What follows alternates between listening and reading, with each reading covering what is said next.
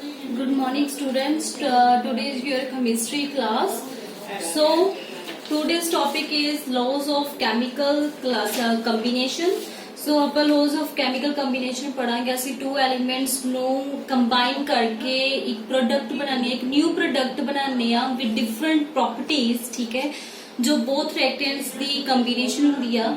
ਸੋ ਉਹਨਾਂ ਦੀ ਰਿਐਕਟੈਂਟ ਨੂੰ ਕੰਬਾਈਨ ਕਰਨ ਦੇ ਪਿੱਛੇ ਇੱਕ ਲੋਜ਼ ਆਪਾਂ ਫੋਲੋਸ ਕਰਦੇ ਹਾਂ। ਸੋ ਲੋਜ਼ ਕੀ ਹੈਗੇ ਨੇ? ਸੋ ਫਰਸਟ ਲੋ ਹੈਗਾ law of conservation of mass, then second is law of constant composition, or you can say definite proportions, then law of multiple proportions, then law of reciprocal proportions, and fifth is law of combining volumes or Gay-Lussac's law. So first four laws are based on mass the relationship ਨੂੰ ਦਿਖਾਉਂਦੇ ਨੇ ਜਿਹੜੇ ਪਹਿਲੇ 4 laws ਨੇ, and ਜਿਹੜਾ fifth law ਆ ਉਹ volume ਦੇ relationship ਨੂੰ show ਕਰਦਾ ਹੈ। So today's I only discuss about first 4 laws ਜਿਹੜੇ ਕਿ mass relationship show ਕਰਦੇ ਨੇ।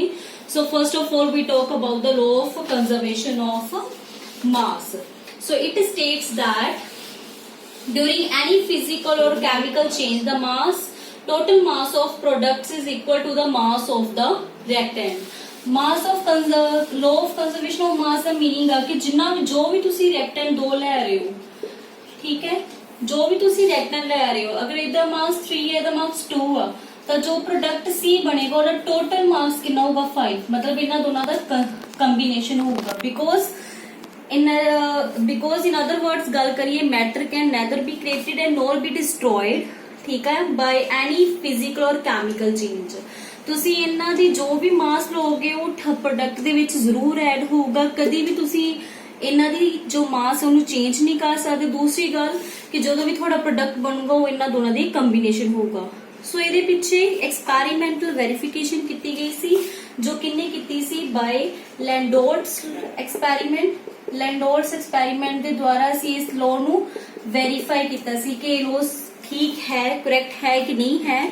ਸੋ ਉਹਨੇ ਕੀ ਕੀਤਾ ਸੀ, ਇੱਕ ਐਚ ਸ਼ੇਪਡ, ਠੀਕ ਹੈ, ਇੱਕ ਐਚ ਸ਼ੇਪਡ ਟਿਊਬ ਲਿੱਤੀ ਸੀ, ਠੀਕ ਆ। ਸੋ ਇੱਕ ਟਿਊਬ ਦੇ ਵਿੱਚ ਉਹਨੇ ਸੋਲੂਸ਼ਨ ਪਾਇਆ ਸੀ ਸੋਡੀਅਮ ਕਲੋਰਾਈਡ, ਦੂਸਰੇ ਦੇ ਵਿੱਚ ਉਹਨੇ ਸੋਲੂਸ਼ਨ ਪਾਇਆ ਸੀ ਸਿਲਵਰ ਨਾਈਟ੍ਰੇਟ, ਠੀਕ ਆ।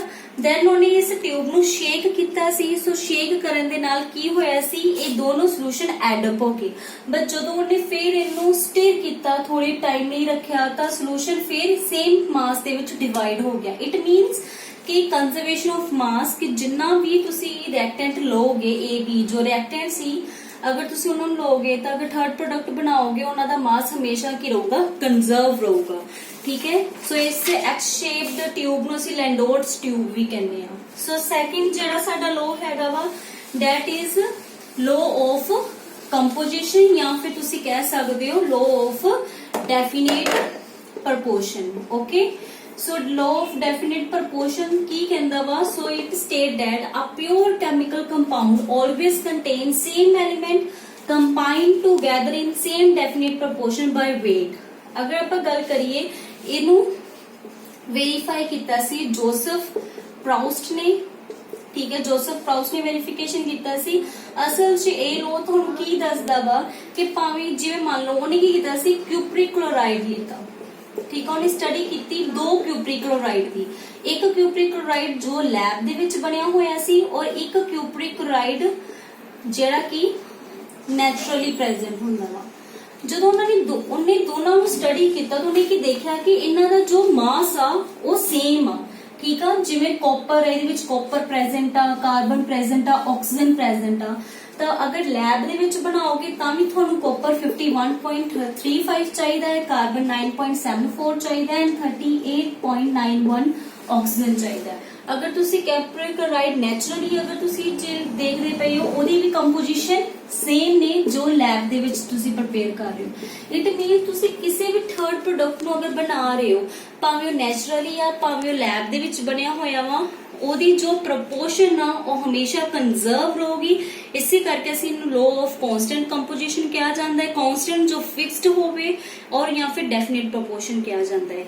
ਕਲੀਅਰਲੀ ਸੋ ਇਹਦੇ ਪਿੱਛੇ ਕੁਝ ਲਿਮਿਟੇਸ਼ਨਸ ਵੀ ਸੀ। ਲਿਮਿਟੇਸ਼ਨਸ ਕੀ ਸੀ ਕਿ it does not hold good when a compound is obtained by using different isotopes of combining elements। Sometimes ਹੁੰਦਾ ਵਾ कि किसी विच असी कार्बन 12 आइसोटोप यूज करते हैं, किसी विच असी कार्बन 40 आइसोटोप्स यूज करते हैं। ठीक है, अगर इन्हां दे आइसोटोप्स डिफरेंट हो गए तो there must be change in the product, दोनों दे जिहड़े प्रोडक्ट वो डिफरेंट निकलणगे। सो इसी करके इस ए दी लिमिटेशन सी इस लॉ दी। सो देन असी गल करिए अगर third law the. So third law is about the law of reciprocal proportional, law of equivalent, law of equivalent proportion।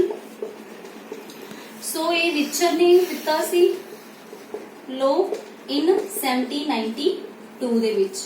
ठीक है, सो ये की सानू दसदा है, it states that when two different element combine separately with the fixed mass of a third element, the ratio in which they do so will be the same or some simple multiple of ratio which they combine with each other। असल च ਇਹਦਾ ਕਹਿਣਾ ਕੀ ਸੀ, ਜਦੋਂ ਇਹਨੇ experiment verification ਕੀਤਾ ਸੀ, ਇੱਕ triangle ਡਰਾ ਕਰ ਰਹੇ ਹਾਂ, ਤੁਹਾਨੂੰ ਮੈਂ ਐਗਜ਼ਾਮਪਲ ਦੇ ਰਹੀ ਹਾਂ ਜਿਹਦੇ ਥਰੂ ਤੁਸੀਂ ਸਮਝ ਸਕਦੇ ਹੋ ਜੋ ਮੈਂ ਹੁਣ ਇਹਦੀ डिफाइन इनू करके हटियां लो नू। ठीक है, तुसी इस एग्जांपल थ्रू समझ रहे हो। मान लो कि साडे कोल 3 एलिमेंट्स ने, one is H, second is S and third is O, hydrogen, sulphur and oxygen. ठीक है, सो ਇਹਦੇ ਵੀ मैं 2 मॉलिक्यूल टू एलिमेंट ले रही हां, ਇਹਦੇ ਵੀ मैं 2 एटम ले रही हां सिमिलरली। ठीक है, सो ਇਹ ਕੀ ਆ, ਹੁਣ ਤੁਸੀਂ ਇਹਦੇ ਵਿੱਚ ਕੀ ਕਰਦੇ ਪਏ ਹੋ, ਅਸੀਂ ਇਹਦੇ ਵਿੱਚ 3 ਕੰਪਾਊਂਡ ਬਣਾਵਾਂਗੇ C। देखो ਇਹਨਾਂ ਦੀ ਫਿਕਸਡ ਰੇਸ਼ੀਓ ਆ। ਪਹਿਲੀ ਗੱਲ ਤੁਹਾਨੂੰ ਇਹਨਾਂ ਦਾ ਐਟੋਮਿਕ ਨੰਬਰ ਪਤਾ ਹੋਣਾ ਚਾਹੀਦਾ ਹੈ। ਠੀਕ ਆ, ਕਿ ਇਹਨਾਂ ਦਾ ਐਟੋਮਿਕ ਨੰਬਰ ਐਂਡ ਐਟੋਮਿਕ ਮਾਸ ਕੀ ਆ। ਠੀਕ ਆ, ਸਭ ਤੋਂ ਪਹਿਲਾਂ ਮੈਂ H ਤੇ S ਨੂੰ ਬਣਾ ਰਹੀ ਹਾਂ। ਸੋ H ਦੇ 2, ठीक है, H ਦੇ 2 मॉलिक्यूल्स हो गए, एटम्स हो गए सॉरी, एंड S एक हो गए कि बन गया साडे कोल H2S, हाइड्रोजन सल्फाइड। ठीक है, सो नेक्स्ट सेकंड बना रही हूं मैं H2O, H दे 2, ठीक है, एटम एंड ऑक्सीजन दा एक ही बन गया वाटर। सेकंड बन गया। सो थर्ड की बनूंगा S दा एक, ते अगर मैं ऑक्सीजन दे 2 ले रही तो एक ही बन गया सल्फर डाइऑक्साइड। इसी तरह सल्फर दा ट्राइऑक्साइड भी बन सकता अगर मैं 3 ऑक्सीजन ले ला। हुण असी अगर इहदा वेट कैलकुलेट करिए, अगर असी इहदा वेट कैलकुलेट करांगे तो देखो weight of sulphur and oxygen which combine separately with fixed weight 2 parts of hydrogen जदों सल्फर दे नाल रिएक्ट कीते तो साडे कोल रेशियो कितनी आई। सो साडे कोल रेशियो कितनी आई है, दैट इज 32:16। ठीक है, 32:16 आ गई। सो ए साडे कोल की हैगा वा H32 साडे कोल आ गया, जो भी मास हैगा H दा उन्हें 2 नाल मल्टीप्लाई कर दिता, देन सल्फर दा मास आ गया।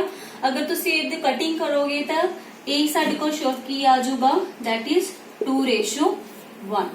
ठीक है, देन साडे कोल एदी रेशियो कितनी आ गई 2:1।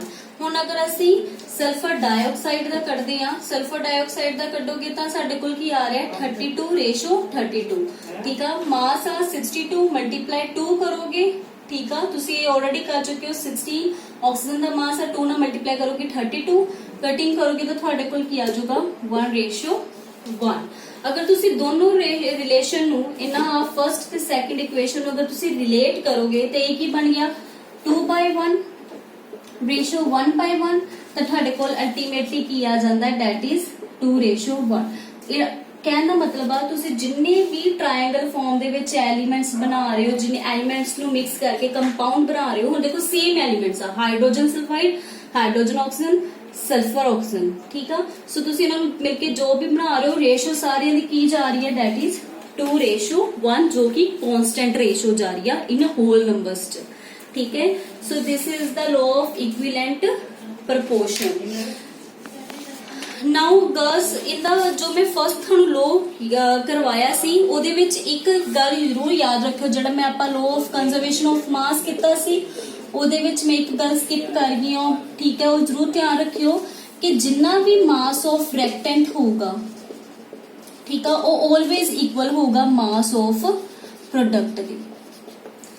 इन्हां दे बेस्ड थानू न्यूमेरिकल आउणगे जिहदे विच थानू मास ऑफ रेक्टेंट नू इक्वल करके मास ऑफ प्रोडक्ट लिखना होगा, एंड तुसी इहदे राहीं तुसी किसी भी एक दा मास ਆਇਡੈਂਟੀਫਾਈ ਫਾਈਂਡ ਕਰ ਸਕਦੇ ਹੋ। ਸਿਮਿਲਰਲੀ ਤੁਸੀਂ ਇਸ ਲੋ ਨੂੰ ਯੂਜ਼ ਕਰਕੇ ਨਿਊਮੈਰੀਕਲਸ ਫਾਈਂਡ ਆਊਟ ਕਰ ਸਕਦੇ ਹੋ। ਸੋ ਜਿਹੜਾ ਸਾਡੇ ਕੋਲ ਇੱਕ ਥਰਡ ਲੋ ਰਹਿ ਗਿਆ ਸੀ, that is law of multiple proportion. ਇਹਦਾ ਜਸਟ ਇਹੀ ਹੈਗਾ ਵਾ ਲੋ ਆਫ ਮਲਟੀਪਲ ਪ੍ਰੋਪੋਰਸ਼ਨ ਦੇ ਵਿੱਚ ਕਿ ਤੁਸੀਂ ਕਿਸੇ ਦੋ ਐਲੀਮੈਂਟਸ ਨੂੰ ਯੂਜ਼ ਕਰਕੇ ਡਿਫਰੈਂਟ ਕੰਪਾਊਂਡਸ ਬਣਾ ਰਹੇ ਹੋ। ਇਹ ਨਹੀਂ ਹੁੰਦਾ ਸਮਟਾਈਮਸ ਕਿ ਸਿਰਫ ਇੱਕ ਹੀ ਕੰਪਾਊਂਡ ਬਣੇ, ਸਮਟਾਈਮਸ ਇੱਕ ਤੋਂ ਜ਼ਿਆਦਾ ਕੰਪਾਊਂਡਸ ਬਣ ਜਾਂਦੇ ਆ, ਠੀਕ ਹੈ। ਸੋ ਅਸੀਂ ਬਹੁਤ ਸਾਰੀ ਐਗਜ਼ਾਮਪਲਸ ਇਹੋ ਜਿਹੀਆਂ ਕੀਤੀਆਂ ਹੋਈਆਂ ਇਨ ਦਾ ਪ੍ਰੀਵੀਅਸ 10th ਕਲਾਸ, ਜਿਹਦੇ ਵਿੱਚ ਅਸੀਂ ਡਿਸਕਸ ਕੀਤਾ ਹੈ ਕਿ ਜਦੋਂ ਅਸੀਂ ਕੋਈ ਵੀ ਦੋ ਐਲੀਮੈਂਟਸ ਨੂੰ ਕੰਬਾਈਨ ਕਰਦੇ ਆ ਤਾਂ ਇੱਕ ਪ੍ਰੋਡਕਟ ਮੇਜਰ ਪ੍ਰੋਡਕਟ ਤੋਂ ਇਲਾਵਾ ਬਾਈ ਪ੍ਰੋਡਕਟਸ ਵੀ ਬਣਦੇ। ਅਗਰ ਸਿੰਪਲ ਜਿਹੀ ਇੱਕ ਐਗਜ਼ਾਮਪਲ ਲਵਾਂ ਤਾਂ ਤੁਸੀਂ ਫੋਟੋਸਿੰਥੇਸਿਸ ਦੀ ਇੱਕ ਬੇਸਿਕ ਰਿਐਕਸ਼ਨ ਤੁਹਾਨੂੰ ਯਾਦ ਹੋਏਗੀ, ਜਿਹਦੇ ਵਿੱਚ ਤੁਸੀਂ ਕਾਰਬਨ ਡਾਈਆਕਸਾਈਡ ਨੂੰ ਕੰਬਾਈਨ ਕਰਦੇ ਹੋ water in the presence of sunlight and chlorophyll, ਤਾਂ ਉਹ ਕੀ ਬਣਾਉਂਦਾ ਪਿਆ? ਮੇਨ ਪ੍ਰੋਡਕਟ ਤਾਂ ਸਾਡਾ ਕੀ ਹੈਗਾ ਵਾ? That is glucose starch, but side product ਕੀ ਬਣਦਾ ਪਿਆ ਹੈ? ਆਕਸੀਜਨ, ਠੀਕ ਹੈ। ਇਟ ਮੀਨਸ ਕਿ ਸਾਡੇ ਕੋਲ ਮਲਟੀਪਲ ਪ੍ਰੋਡਕਟਸ ਬਣਦੇ ਆ। ਸੋ ਦੇ ਲੋ ਆਫ ਮਲਟੀਪਲ ਪ੍ਰੋਪੋਰਸ਼ਨਸ ਕਿ ਅਸੀਂ ਦੋ, ਅਗਰ ਇਹਨਾਂ ਦੀ ਪ੍ਰੋਪੋਰਸ਼ਨਸ ਨੂੰ ਮੈਂ ਚੇਂਜ ਕਰਦੇ ਜਾਵਾਂ, ਠੀਕ ਆ, ਅਗਰ ਮੈਂ ਇਹਨਾਂ ਦੀ ਮਾਸ ਪ੍ਰੋਪੋਰਸ਼ਨਸ ਨੂੰ ਚੇਂਜ ਕਰਦੇ ਜਾਵਾਂ ਤਾਂ ਸਾਡੇ ਪ੍ਰੋਡਕਟਸ ਵੀ ਚੇਂਜ ਹੁੰਦੇ ਜਾਂਦੇ ਨੇ। Clear? So this is about the law of chemical combination, ਠੀਕ ਆ, ਜਿਹਦੇ ਵਿੱਚ ਮੈਂ ਸਿਰਫ ਫਸਟ 4 ਲੋਜ਼ ਡਿਸਕਸ ਕੀਤੇ ਆ। ਇਨ ਦ ਨੈਕਸਟ ਵੀਡੀਓ, ठीक है, in the next class I am discuss about the law of combining volumes or Gay-Lussac law or law of combining volumes. Thank you.